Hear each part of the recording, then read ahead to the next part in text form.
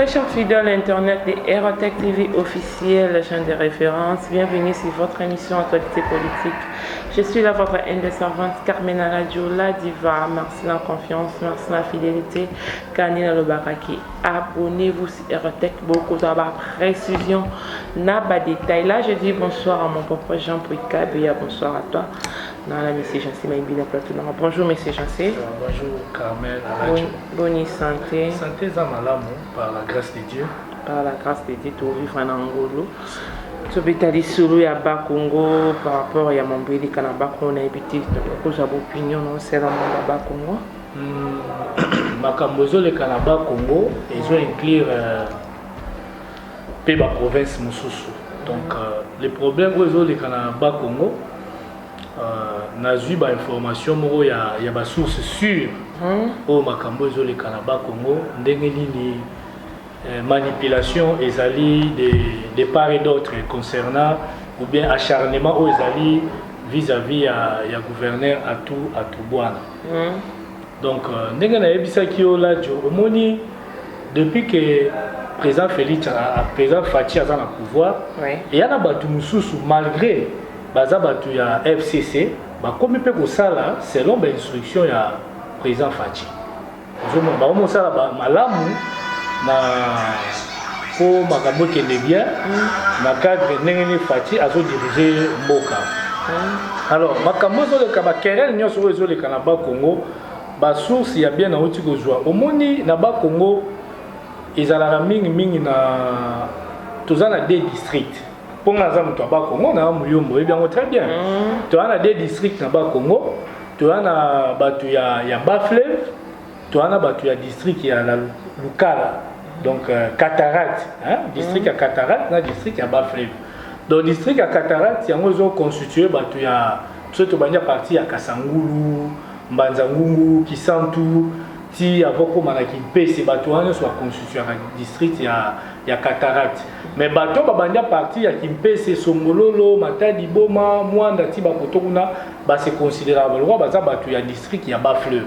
Si on a province à Bas-Congo, eza kana mwa guerre moko omoni erreur mingi ba ndeko nanga bayombe basalaka siko ba ndeko na biso bayombe bango ba considéraka soki ba tie gouverneur nyonso ko koleka na ba Congo il faut azalaka muyombe mosiko mabeza la mingi wa donc mutu ya district o ya Cataracte ça ko ma gouverneur te donc ba district ya Cataracte ils ont constitué neti tozu bantandu bandibu balenfu Bambeko, tribu la nyonso bandi koto ya Mbanzangungu, Kisantu, baza batu ya district ya Cataracte.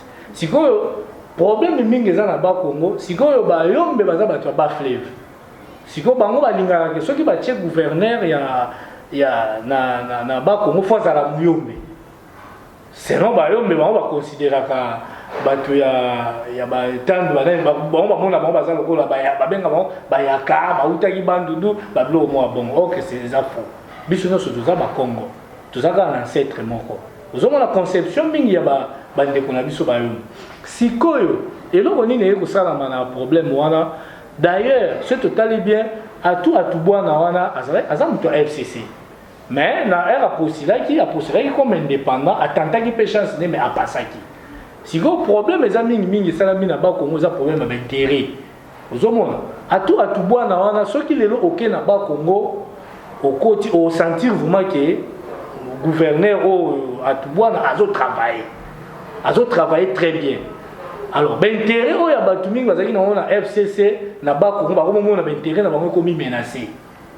Premièrement, na repère sur exemple na ba source mo na qui sur les loso ke na lufu na songolo la frontière ya Mbanza Congo. On ressentir que bazo tonga mama na pont où ils ont relié ba Congo na Angola. Alors pont wana que permettre que biloko so outil Afrique d'ici de traverser Namibie et que na Angola et na lufu et traverser côté na Congo. Alors bazo ça la pont et puis bazo ça la sous poste frontalier mo ya kitoko et le kabutu même po ya Kasumbalesa. Et puis c'est aujourd'hui déjà projet dans la zone asphalté déjà à 8 km de la frontière tina prince ya nini oya route principale oya Matadi wana. Alors ce qu'on t'a dit à Tubwana wana banda ye déjà au moins na soko à partir ya Kisantu ti Mbanzangu déjà ba asphalté zo mona make azo travailler bien. Si on batu ole matala musala oya azo sala bazo landela ba fertilité. Si on batu ya FCC so landi ministre oyo nani ministre intérieur ya nini ya province aba Congo azape muyombe. Siko basali nini c'est comme si histoire ba créer qui ya Mimi wana moi sur ba créer qui maman Mimi ba nobe maman Mimi ezalaki gouverneur te ezalaki mien ezalaki vice gouverneur azalaki netilikangu ya maman Mimi wana siko po batu ya FCC ba saboter po bazaki na bazana besoin que gouverneur wana le mo po gouverneur ba moni que a changer ba principe au travail tende ba balingelaki pour ba bakanisa so ba gagner ba gouverneur nyoso ba no travailler kana obédience ya Kabila na batu na ye parce que ba moni que atu bwana azo travailler bien depuis à kotaki na gouvernance ya ba Congo. Alors ba tout siko ya FCC ba mo ba intérêt on menacé yango ba créer ki histoire ya mama Mimi wana so ki mama Mimi wana mais ba yeba ki ke vice gouverneur abimaka na mwasi wana. Rappelez-vous encore on a image ya Herba Kangaki vice gouverneur Mimi na yo bozo sala ngabo ndiro yebi ngai te mais makambo zo sala ngai même Jésus-Christ akolobaka ngo jour donc moi si wana ayeba ke ba no bimana muto donc ba to MCC ba gelaki ba pesa ki moi sur na mbongo de façon que asa l'action la pour la ni moi sur na action et ça maki akima ki mboka ndeni kaka bango ba créer ki ba piège na ba kimisa donc ba créer histoire na vice gouverneur siko elatana na gouverneur ok gouverneur avec innocent au moins de soit ça qui wana alors bateau ya ministre intérieur ya province ba Congo ayeba ki pe dossier wana mais bazali ki ba écarter gouverneur ba vice donc ba ministre non ya donc ministre intérieur ya province ba Congo za muyombe yene mta jouer na intérim wala en attendant ba complot on ça qui soit ba rocha même Antoine Gonda selon bango mais est-ce que ba makambo civilité bon ministre au intérieur Kakonde a joué à salelika ba texte Aujourd'hui, ça dit un texte, donc c'est-à-dire 3 mois de suspension, si là il y a un faut à réhabiliter. Même le président a la moni dossier, on a étudié qui dossier. C'est que dans le monde normal, on a droit de travailler. Non, on a droit de travailler parce que jusque là, on a coupable été, bakangé coupable été, ça a été action là. Et ça dit que FCC va traverser, va travailler qui moi sur là, bah il y a pas que moi sur là, bimana vice-gouverneur. Vice-gouverneur a marié, et on va savoir qui gère de façon que le vice-gouverneur, ou le gouverneur pas à la tomber. Or, le gouverneur, en soi, il y a un dossier. Parce que le na bani ba pesa bango ba lever bango humilité. Tout le monde qui ba député provinciaux. Ba ça qui a monté. Alors, va taliti 3 mois. Aza coupable était ministre a salika la rôle na zomu sakina mais regret mingi les alo zomu ya mona sako la muka na FCC la muka ezaka branche à FCC oh mutu alinga ko agresser nani po ba soki po ba muyombe wana po ba wana na mantezolo ma papi mantezolo wana pasaka mutu mwana nseviti yebutu mtatraisaka mwana nseme ba kena okangela ndako ne kota salon na ba campagne wana monter na 80 jours. Papi Mantezolo wana trahissa ni kasi les deux députés wana ba menacer au ministre intérieur Kakonde po ba agresser ozomona ke papi Mantezolo aza mutu FCC et puis wana musu po ba wana aza mutu alamuka pour bango bi baleni basala ke loko wana mais pour te loba ke vraiment là jo mutu wana azo travailler bien même sur aucune frontière lelo ya lufu président Fati a ebisaki bango déjà que beaucoup tchaka batu ba droit ya l'état même ina bangolais ngana za na moyen de transport ngeke na lufu wana même ina bangolais o ba yaka ba remorque pour Angola po ba ya na ba Congo ba kende Kabinda ba préférer traverser mbanza Congo ba Congo na ba remorque na bango ba l'équipe ma mwanda ba koti Kabinda eza pembeni par rapport ya kozwa Luanda ti Kabinda parce que Kabinda ekangama na Congo par rapport ya Angola. Yango mona ba remorque nyonso bangolais qui la Kabinda eza province Angola mais quand na ba Congo ba traverser la partie à Lufu. So tuni ba chauffeur wa lelo bazo sepela na Fati par rapport au régime passé. parce que les chauffeurs ont dit que dans le régime et les cas qui les remorque il faut pas foutre taxe il y a $2000 ba foutre $2000 mais papier ba kozong c'est là ba commis $300 donc $1700 maintenant que na ba poche na bango ya mo fati a bango que pour permettre biloko au moins na décembre ndenge biloko et quitte parce que ba droit au nyos ba ndeko sala ba retirer en pas en décembre to fêter bien. Ok, tu veux saluer Nico Maingele ou le qui est président azo coopérer na ba ennemi à peuple loko là-bas. Ennemi à peuple quoi ba Paul Kagame, banani baza ennemi avec le président azo coopérer na ba. Nico Maingele wana baza perte de vitesse ya lamuka. Baza sous un argument ya kopesa ba congolais te ba komo luka ba créer ba biloko moko ya bongo. Bango moko dernièrement une semaine ou 2 semaines il est quitté mutuna bango lelo sti oyo babenga soki un maître soki maître qui voit wana uta pe na parti oyo ya Lumumbisa ya Palu o lelo azoganga lelo balia ka mbongo na balia pe basala 18 ans na Kabila o babenga soki Steve qui voit na osala kutu publicité dans un avocat Steve qui voit wana dernièrement uta ko baninya Kabila a postulé sur 2023. Vous comprendre, mais bango a condamné Fati, mais Kabila a postulé en 2023. Si vous avez Steve qui vote, vous avez Mayengele, vous avez Pengi, vous avez clic moko. Allez Mayengele a condamné Fati, ennemi à non, on a président Fati et l'autre sala Ladjo. Au moins ni moko ogoza pe ennemi na mutu. Mais faut qu'on approcher naé. Oyeba ennemi wana bien. Président d'abord président Fati Aza lelo président RDC mais na Union africaine Aza deuxième vice-président Union africaine. Et cause à la forum moi quand même na Burundi, même na Rwanda, même dans n'importe quel pays. Ceux qui ont invité, il faut qu'ils ne participer parce que président ya Union africaine égyptien ou Aza président Union africaine. Après nani premier vice-président ezali Fati.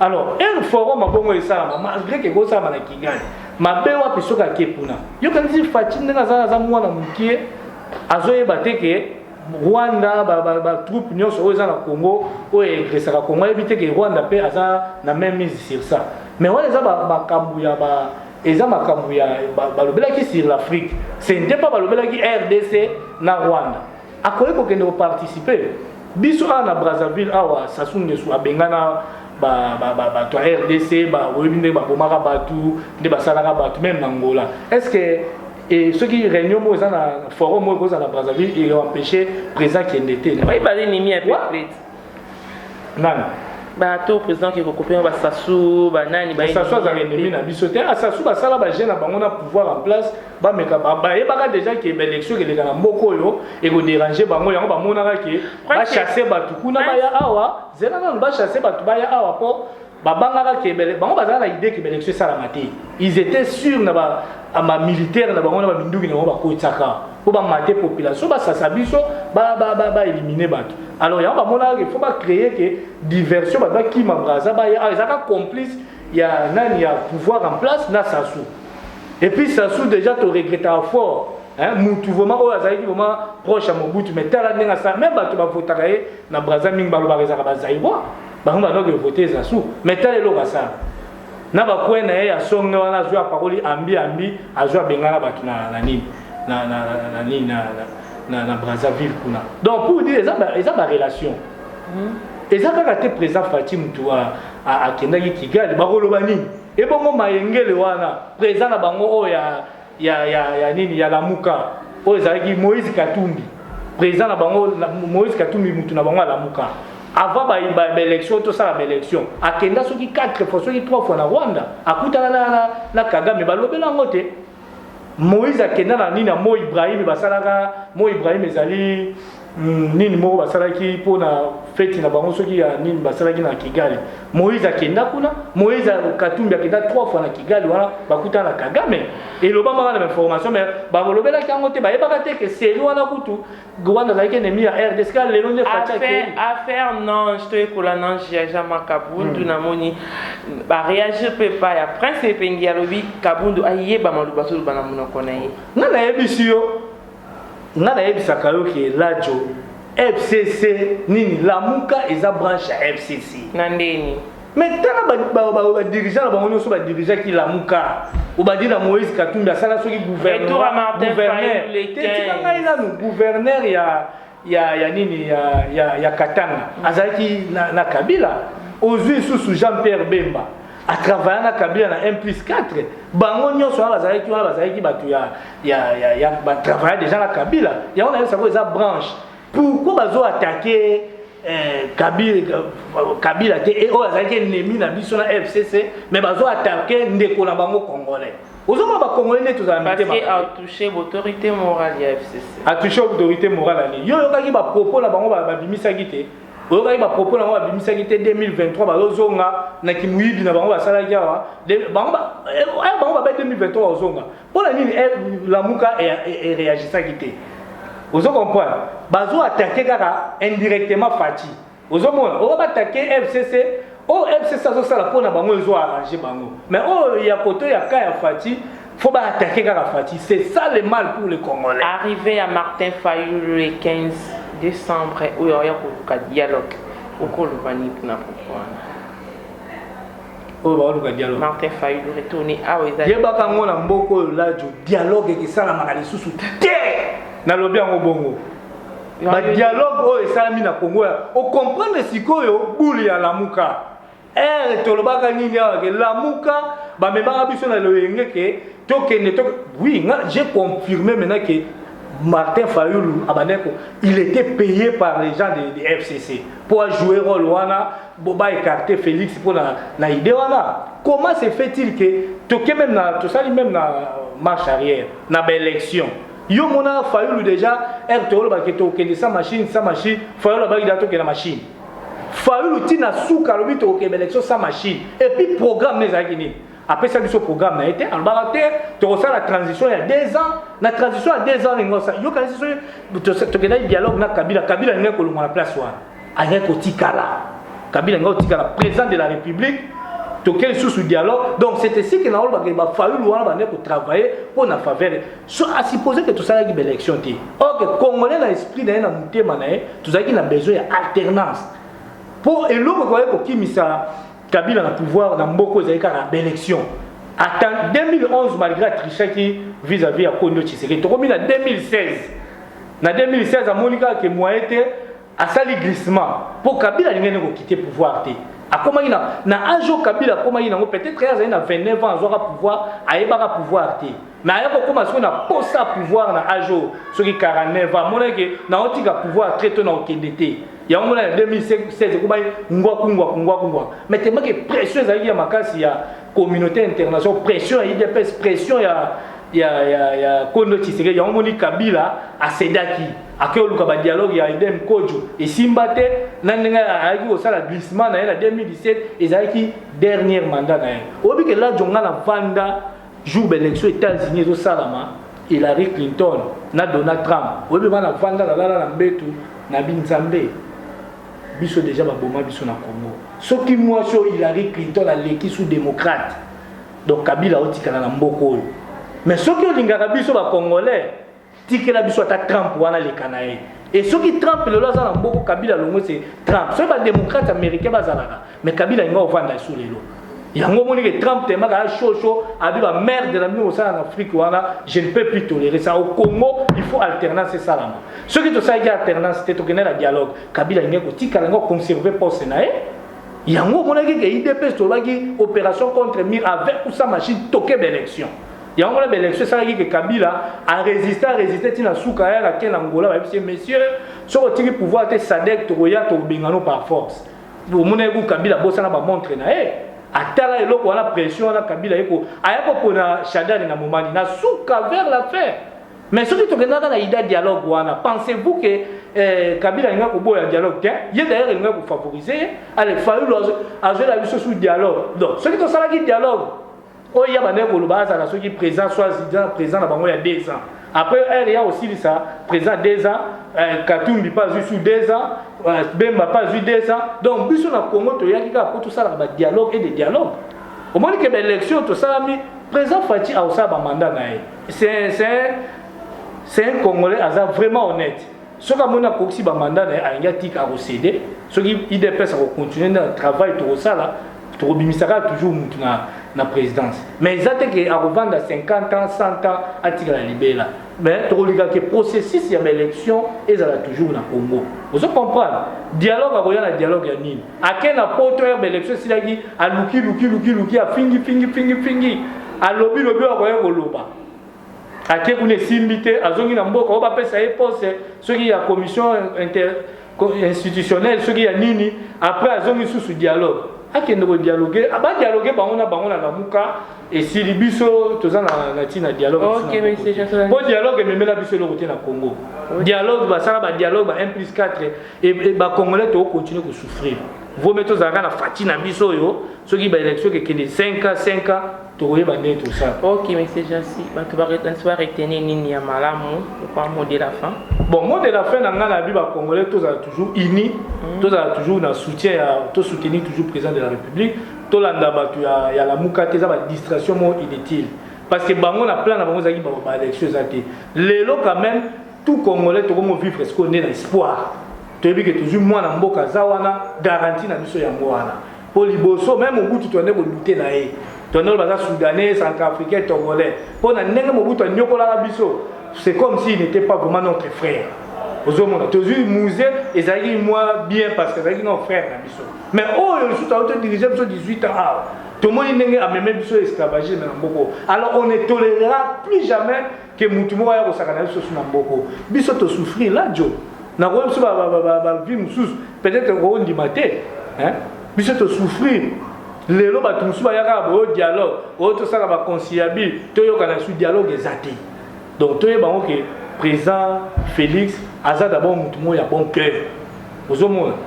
Président Félix a recréé d'abord confiance au pays n'a vu se perdre sur le plan international. Tout le monde existait. Il y a un petit pays comme Brazzaville, il y a une opération de Kofi Abamouko, qui mbata ba colonne ba lobakiango. Tande ba sakana na biso. Nangola tande ba sakana na biso. Mais Nazak est sûr avec moi na mboka Fati. Il ne peut pas tolérer qu'aucun des Rwandais a un problème. Mais avant ça, il est fort. Tout le monde est FRD, ça comme un bunda. C'est là que Kabila est agité. Biso to ebine ba bomaka même Mamadou. Mamadou a bêté ba officier rwandais. A Bengal ba officier rwandais mais tout le monde a tiré pour éliminer Mamadou. Mais le président le Zawana a garanti ça que biso a kokufa pété malobaki o ba ba ngala kokufa pour l'école. Né militaire alobaki ça soldat du peuple alobaki que avec pour le sacrifice suprême à Otiga et ça dit papa a témoigné à lui que naïba na ngala na sima bino se boyo kobuke nakobunda ozomona ndenge ezala to mona que FRDC déjà azo gagner littéralement azo bunda lelo état major alobaki ya nini eza déjà batindi da ba bataillon belé na ba beni wana donc ba congolais to la rassurer to linga fachi to mona ngoza comme une grande bénédiction ya kozwa ndeko na biso congolais na pouvoir. Et ça facilite les autres joueurs dans Boka na pouvoir payer le rôle à Congo. Mais besoin de faut protéger car tout ça a choisi. Malgré que les robots ont travaillé dans FCC, ceux qui battent la mouka bazaka mutema malam. El président soit qui pouvoir ba s'approcher na e pour lelo Moïse Katumbi na la mouka o bazo siéger na palais du peuple ba na finga Félix. Baza plus de 100. Ceux qui plus de 100 wala ba obtempéra qui ba pousse na pembeni ya Fati nga ozali automatiquement. OK, c'est bon mais c'est gentil pour continuer mbala ça se trouver la sima ya ngonga. On tout ça qui na c'est gentil mais na ba propos ya c'est gentil maimbi on a la remarque ba reproche comme d'habitude nous on fait ça no bindio komi tout ça na registre pour na quoi mais le risque c'est mbité est-ce que c'est qui te kobati ça pour tout ça quand on a pour na bino là j'ai dit merci à l'équipe technique. J'ai bon mon papa Jean-Pierre, merci à toi, merci à mon caméraman trouvé Jonathan Sanga, merci à mon réalisateur Andy Lumisa. Quant à moi, Carmen, on se voit ce nouveau numéro. Bye bye.